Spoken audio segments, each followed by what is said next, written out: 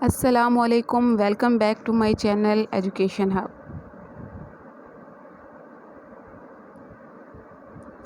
آج کا ہمارا ٹاپک ہے how can we select our thesis topic. ہم کیسے اپنا ٹاپک جو ہے تھیسس کا سلیکٹ کر سکتے ہیں۔ سلیکشن آف تھیسس ٹاپک کہہ لیں یا ریسرچ کا ٹاپک کہہ رہے ہیں یا ریسرچ پرابلم کہہ لیں، ایک ہی بات ہے۔ تو سلیکٹ کرنے کے لیے کہ ہم نے اپنا تھیسس کا ٹاپک کون سا چننا ہے، ہمارے لیے کون سا بیسٹ ہے، اس کی کریکٹرسٹکس ہیں کچھ۔ یہ خصوصیات کسی پرابلم میں یا کسی ٹاپک میں ہوں تو آپ اسے سلیکٹ کر لیں، آپ کے لیے وہ بیسٹ ہے۔ پہلی ہے identify something you are interested in or find passionate, یعنی کہ انٹرسٹ آپ کا ضروری ہے۔ سیکنڈ، اویلیبلٹی آف ڈیٹا، اس کے لیے ڈیٹا بھی موجود ہو۔ تھرڈ ہے economic factor. 4 time bound and 5 do not disputed. اس کی تھوڑی سی اب ڈیٹیل پڑھ لیتے ہیں کہ انٹرسٹ، سب سے پہلے جو ٹاپک ہم نے سلیکٹ کرنا ہے اس میں ہمارا انٹرسٹ ہونا چاہیے۔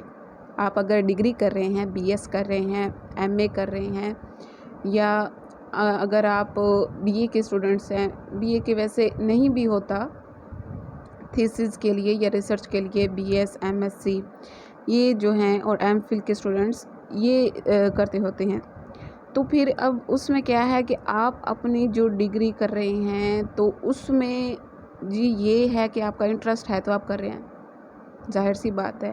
تو آپ اپنی ڈگری کے حوالے سے کوئی نہ کوئی ٹاپک جو ہے وہ سلیکٹ کریں گے، یہ آپ کے لیے بیسٹ ہے۔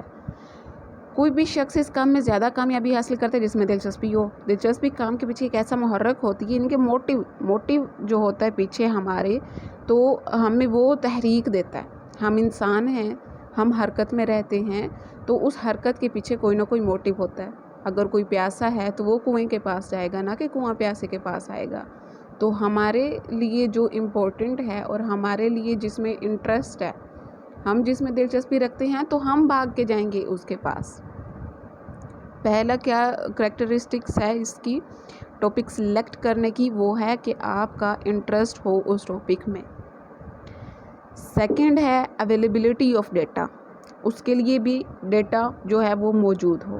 مسئلہ ایسا منتخب کیا جائے جس پر پہلے ہی کچھ کام ہو چکا ہو، اور اس سے متعلق لٹریچر بھی، اب لٹریچر ریویو میں بھی آ جاتے ہوتے ہیں کہ لٹریچر ریویو کا ٹاپک بھی جو ریسرچ میں ہوتا ہے وہ امپورٹنٹ ہوتا ہے، تو لٹریچر پہلے سے موجود ہونا چاہیے۔ اگر آپ کوئی نیا جو ہے ٹاپک وہ بھی سلیکٹ کرتے ہیں تو اس میں بھی کوئی نہ کوئی اس میں کچھ نہ کچھ یا تو تھیسس کر چکے ہوتے ہیں، یا اس پر بھی جو ہے کہ ٹاپکس پر کچھ نہ کچھ لکھ لیا ہوتا ہے، ہم جس کہتے ہیں نا کہ آرٹیکلز وغیرہ جو ہیں وہ لکھ لیے گئے ہوتے ہیں، تو ان سے بھی، ان کے تھرو بھی دے کر حوالہ جات اور ببلیوگرافی وغیرہ تو ہم کر سکتے ہیں۔ اگر یہ بات مد نظر رکھی جائے تو مواد میسر ہو اور وہ قابل بھروسہ اور درست ہو، یعنی کہ لٹریچر میں ہم لٹریچر والے چیپٹر میں جب ہم کر رہے ہیں تو وہ مواد جو ہم نے لیا ہے وہ اس ٹاپک کے ساتھ بالکل جو ہے میچ کرتا ہو جو ہمارا ٹاپک ہے۔ نیکسٹ ہے اکنامک فیکٹرز، کہ جس طرح کسی بھی کام کو کرنا ہو اس پر اخراجات آتی ہیں، اس طرح جب مسئلے کا انتخاب کیا جاتا ہے تو اخراجات کے پہلو کو بھی سامنے رکھا جاتا ہے۔ جس مسئلہ پر تحقیق کرنی ہو اس پر آنے والے اخراجات قابل برداشت ہوں۔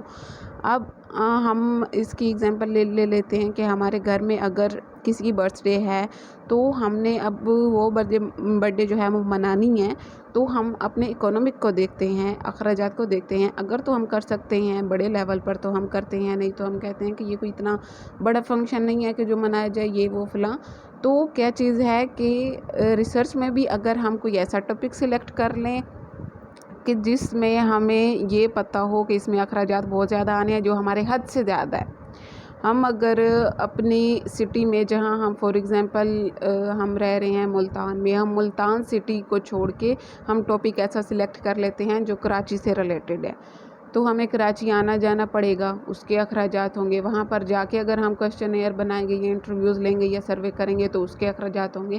یعنی کہ ایسا اگر آپ ملتان میں ہیں، اگر آپ کسی اور سٹی میں ہیں، تو آپ اس سٹی کے حوالے سے چھوٹے جو لیول پر آپ جو ہے وہ ٹاپک سلیکٹ کر سکتے ہو تاکہ آپ کے اخراجات زیادہ نہ ہوں۔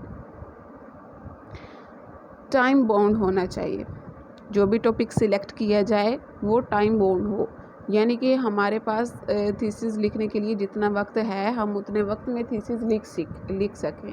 ये ना हो कि हम यानी कि अंदाज़े लगाने लग जाएं कि 1 साल के बाद ऐसा होगा या 2 साल के बाद ऐसा होगा, तो 1-2 साल तक आप वेट नहीं कर सकते अपनी थीसिस को कंप्लीट करने के लिए।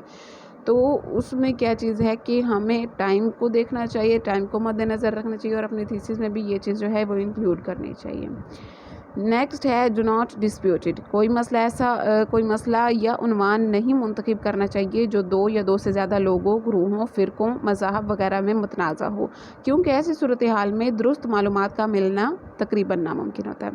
अब हमें एक्यूरेट इंफॉर्मेशंस चाहिए होती हैं। अब कह रहे हैं ना कि मज़ाहब वगैरह, एक हिंदू है, एक मुस्लिम है, आप मुस्लिम के पास जाकर पूछें कि आपके मुताबिक ये दुनिया किसने बनाई, यही क्वेश्चन है, ये दुनिया किसने बनाई, उसका जो है आंसर वो कुछ और होगा क्योंकि उसका मज़हब कुछ और है। अब एक हिंदू के पास चल जाएं कि ये दुनिया किसने बनाई, ज़ाहिर सी बात है वो कहेगा कोई भगवान है जिसके सर पर ये दुनिया या जिसके हाथ पर ये दुनिया घूम रही है, तो वो इसको चलाता है, बनाता है और उस भगवान की हम पूजा करते हैं। तो ये बात, अब हम ये नहीं कह सकते कि फ़लाँ ने ऐसा कह दिया तो वो बिल्कुल एक्यूरेट है। हम किसी का हवाला देखकर तो ये कह सकते हैं कि फ़लाँ मज़हब वो इस मज़हब से ताल्लुक़ रखता था इसलिए उसका ये नज़रिया था। तो ऐसा टॉपिक सिलेक्ट न करें कि जिसमें मज़ाहब, फ़िरक़ों, ग्रुपों या मुख्तलिफ़ लोगों की मुख्तलिफ़ आरा जो है वो सामने आती हैं। यानी कि हम सोशल वैल्यूज़ में भी जाकर अगर कोई टॉपिक सिलेक्ट करते हैं तो उसमें हम ऐसा टॉपिक सिलेक्ट ना करें कि जिसमें सियासत के हवाले से कोई हमें मसला हो कि सियासी तौर पर वो बुरा समझा जाता हो, या रिलीजियस के तौर पर, मज़हबी तौर पर हम कहें कि ये टॉपिक नहीं सही, या हम कहें कि अक्सर बाज़ औक़ात ना जानी दुश्मन भी बन जाते होते हैं ये, अगर हम किसी मज़हब के ख़िलाफ़ आवाज़। अब देखें पाकिस्तान में भी सिर्फ़ एक मज़हब तो है नहीं, ये हिंदू हैं, मुस्लिम हैं, क्रिश्चियंस हैं, मुस्लिम में भी फिर आगे फ़िरके हैं, सुन्नी है, शिया है, देवबंदी हैं, बरेलवी हैं। तो अब ये क्या चीज़ है कि इनको छेड़ना नहीं है, हमने ऐसी चीज़ों को नहीं छेड़ना जिसमें नुकसान हमारा ही हो, यानी कि ऐसा टॉपिक सिलेक्ट करें जो इन सब के से हट के हो, जो हमारी डिग्री से रिलेट करता हो। अब यहाँ पर कुछ टॉपिक्स हैं जो मैंने अपने हवाले से बस बता दिए हैं, ऐसे ही ज़हन में आया तो मैंने कहा चलो राइट कर दूँ। ये 4-5 टॉपिक्स हैं कि how social media effect sports. बेहतरीन टॉपिक है कि सोशल मीडिया स्पोर्ट्स को कैसे इफ़ेक्ट करती है। इसमें आप बिल्कुल देख सकते हैं, लिटरेचर रिव्यू भी आपको मिल जाएगा अगर आप ढूंढना चाहें तो। इसमें वेरिएबल्स भी मिल जाएंगे कि अगर सोशल मीडिया तो ऐसी हो तो स्पोर्ट्स को ऐसे इफ़ेक्ट करती है, अगर कम इस्तेमाल करें तो इंफॉर्मेटिव है, अगर पूरे 24 घंटे हम सोशल मीडिया पर बैठे रहें तो स्पोर्ट्स को ऐसे इफ़ेक्ट करती है। यानी कि इसमें वेरिएबल्स भी आसानी से। अब देखें कि इन सेकंड है topic, in the age of corona virus how sports and games affected. यानी कि स्पोर्ट्स और गेम्स कैसे इफ़ेक्ट हुई हैं in the age of corona virus, ये बेहतरीन टॉपिक है। 3 how mobile and computers help in study well. Study अच्छे तरीके से करने के लिए मोबाइल और कंप्यूटर हम कैसे इस्तेमाल कर सकते हैं इन द पॉजिटिव वे। 4 है how we can change thinking about sports. Sports के लिए हमारी थिंकिंग, अक्सर औकात जो गांव के लोग होते हैं वो कहते हैं कि स्पोर्ट्स में जो है वो जाना ही फजूल है, स्पोर्ट्स हमारी जो है वो खेती बाड़ी को इफ़ेक्ट करती है, यानी कि स्पोर्ट्स मैन कुछ नहीं कमाता और वो बस सिर्फ खेलता है। उनकी ये थिंकिंग होती है, जो विलेजर्स होते हैं तो उनकी ये थिंकिंग होती है कि स्पोर्ट्समैन जस्ट खेल है, तो खेल जो है वो कमाने का ज़रिया नहीं हो सकता, वो जस्ट बस खेल है, तो कमाने का जो तरीका है वो ये खेती बाड़ी है या मेहनत मजदूरी है, तो इससे ही हम कमा सकते हैं। तो उनकी थिंकिंग को हम कैसे चेंज कर सकते हैं।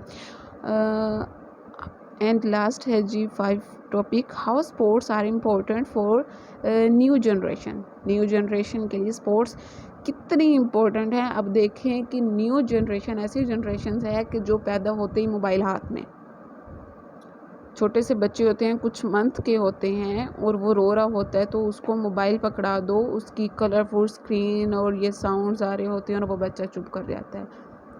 تب سے ہی بچے کو عادت ہو جاتی ہے موبائل کی. تو موبائل کس طرح ہیلپ فل ہو سکتے ہیں ان دا پازیٹیو وے، موبائل کس طرح ہماری جنریشن کو خراب کر سکتے ہیں. موبائلز بہت سائڈ پر ہو سکتے ہیں، اچھے بھی برے بھی. تو انٹرنیٹ ہے، اس میں آ جائے گا، سوشل میڈیا آ جائے گا موبائل میں، یعنی کہ یہ ساری چیزیں آپ دیکھیں کہ یہ ٹاپکس ہیں، جسٹ ان کو آپ آگے ڈیفائن خود کرنا ہے. نیکسٹ آگے بھی کچھ ٹاپکس ہیں جو میں نے لکھ دیے ہیں ایجوکیشن کے حوالے سے، ہماری تعلیم کے حوالے سے بھی کچھ ٹاپکس ہیں. Impact of ECE early childhood education room on students performance, یعنی کہ اسٹوڈنٹ کی پرفارمنس پر ان کی، کہتے ہیں نا کہ جڑ، بنیاد مضبوط ہوگی تو آگے بچہ مضبوط ہوتا ہے. یعنی کہ پرائمری لیول پر بچہ بہترین پڑھے گا تو آگے جا کے وہ ماسٹرز MSc BS MPhil جا کے بہترین کرے گا. جب پرائمری میں ہی بچے کو ڈل کر دیا جائے تو پھر وہ آگے بنیاد جب صحیح نہیں ہوتی تو عمارت جتنی اوپر بنا لو تو وہ گرتی ہے، وہ زمین بوس ہو جاتی ہے، وہ کبھی عمارت جو ہے کھڑی نہیں رہتی جس کی بنیاد خراب ہو. The role of teacher in solving the problem of students، یعنی کہ اسٹوڈنٹس کی پرابلم سولو کرنے کے لیے ٹیچر کا کیا رول ہو سکتا ہے، یہ بھی ایک ٹاپک ہے. Impact of students behaviour on their performance. اب دیکھیں کہ سینکڑوں ٹاپکس ہوتے ہیں جن میں سے آپ کو سلیکٹ کرنا ہوتا ہے اپنے لیے ٹاپکس. اب ظاہر سی بات ہے کہ ان ٹاپکس پر پہلے بھی کچھ نہ کچھ کسی نہ کسی نے تو لکھا ہی ہوگا، کوئی ذرا آرٹیکل بھی لکھا ہوگا. اگر نہیں لکھا، آپ نیو ہیں تو بھی آپ لکھ سکتے ہیں کہ ان دا فیوچر آپ کی جو ہے کوئی نہ کوئی چیز، آپ کی جو آرٹیکل ہے یا آپ کی تھیسس ہے وہ کسی اور کے لیے بھی لٹریچر ریویو کا کام کر سکتی ہے.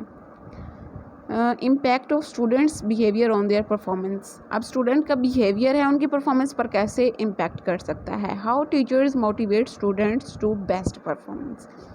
بیسٹ پرفارمنس دینے کے لیے یہ آپ اسپورٹس میں بھی اس ٹاپک کو انکلوڈ کر سکتے ہیں کہ بیسٹ پرفارمنس دینے کے لیے کوچ کیسے موٹیویٹ کرتا ہے اپنے جو ہے وہ ٹیم کو، اور کیسے وہ بیسٹ پرفارمنس جو ہے وہ دے سکتی ہے. A survey of educational problem faced by the students. Students کے حوالے سے فیس کرنے والی پرابلمس کے لیے سروے کیا جائے.